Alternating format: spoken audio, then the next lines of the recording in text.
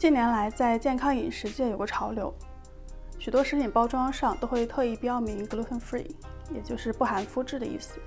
因为有一部分人群对麸质会产生不良反应，比如腹泻、皮炎或神经系统问题。然而，这个被炒得很火的概念在中国却热不起来。我估计原因可能是咱们自老祖宗起就非常的热爱麸质，也就是面筋了。南宋食谱书《山家清供》里就记载了这样一道菜，名为假煎肉。假煎肉，户与麸薄坯，各和以料，煎麸以油，煎户以汁，乃熬葱油，入酒共炒。户与麸熟，不为如肉，其味亦无变者。书里记了个小八卦，说这菜是皇后他们家亲戚宴客时常上的一道菜。户是指瓠瓜，也就是一种可食用的葫芦，而麸就是面筋。本草纲目里说，面筋是把面放在水里洗出来的。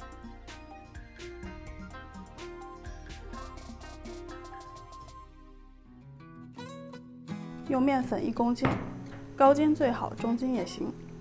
加盐1小勺，加水550毫升，揉成面团。醒面至少1个小时，至面团非常的光滑柔软。接一大盆清水，开始洗面，跟搓衣服一样，手指用力的揉捏，洗到面水浑浊，感觉有点滑腻腻的，先过滤出去，换新的水继续洗。面团洗过之后会变得破破烂烂，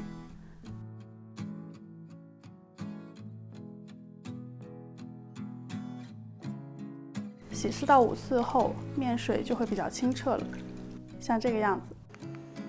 这时候面团也会重新粘成一团，这一团破布一样的东西就是面筋了。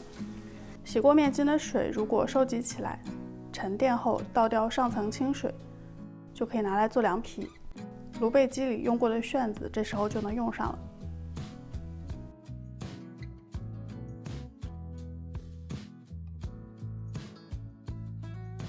往这团破布面筋里揉入1小撮酵母粉，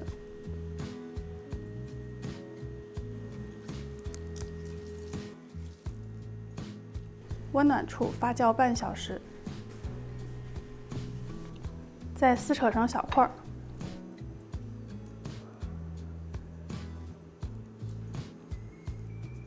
上笼蒸，中火20分钟，关火后焖5分钟再打开，就是一块里面满是气孔的烤麸。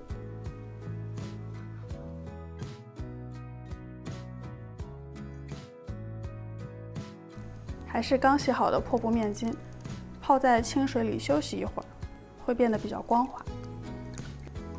用手往下团成球，再休息一会儿。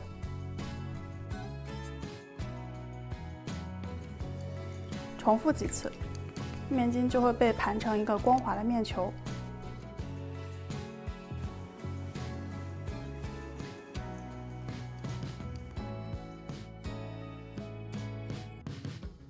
捞出来放在砧板上按扁，切成小块，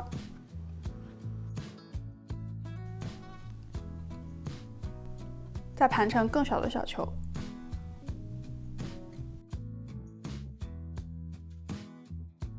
放在150度的油锅里炸，它就会膨发起来，变成一个个的小圆球。捞出来会瘪下去，这时候升高油温到180度，再回锅复炸，面筋会重新鼓起来，最后就会定型，就是可爱的油面筋了。还是刚才按扁的面筋，切成长条，用2根竹签夹住一头，再扭转在竹签上。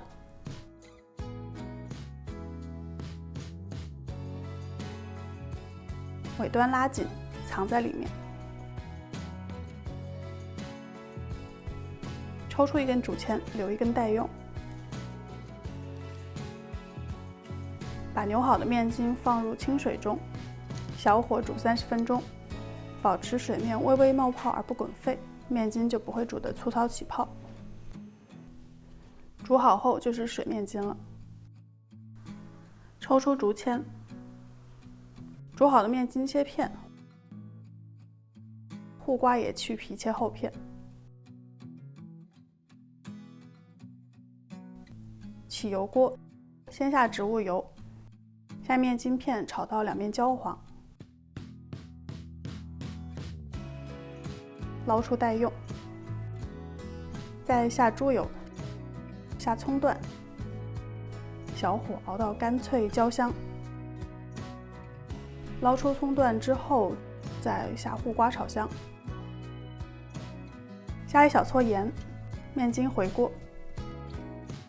下米酒烹煮片刻，至护瓜软熟。撒些白胡椒后关火，装盘后再撒上炸酥的葱段就好了。这道菜做法虽不复杂，但很讲究。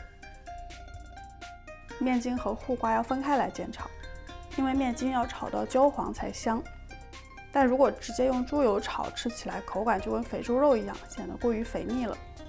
所以煎麸用植物油，而煎护用了猪油，可以让清甜的护瓜吃起来有肉香。